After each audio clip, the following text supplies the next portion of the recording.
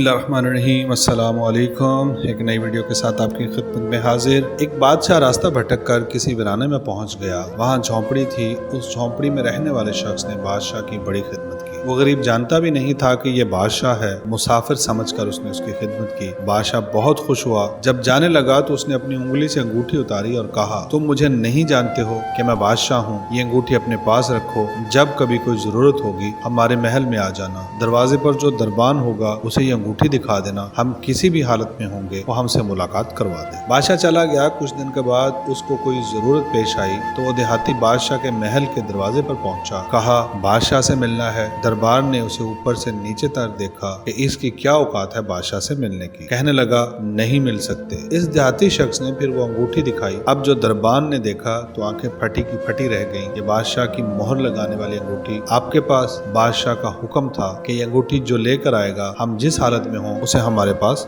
पहुंचा दिया जाए। चुनाचे दरबार इसे साथ लेकर बादशाह के खास कमरे तक गया। दरवाजा खुला हुआ था। अंदर दाखिल हुए। अब ये जो शख्स वहां चल कर आया था उसकी नजर पड़ी कि बादशाह नमाज में मशगूल है। फिर इसने दुआ के लिए अपने हाथ उठाए। उसकी नजर पड़ी तो वो वहीं से वापस हो और महल के बाद जाने लगा। दरबार ने कहा, मिल तो लो। कहा, अब नहीं मिलना है, काम हो गया है, अब वापस जाना है। थोड़ी दूर चला गया। जब बादशाह फारग हो गया, दरबार ने कहा, ऐसा आदमी आया था, यहाँ तक आया, फिर वापस जाने लगा। बादशाह ने कहा, फौरन लेकर आओ, वो हमारा मोहसिन है। वापस लाया गया।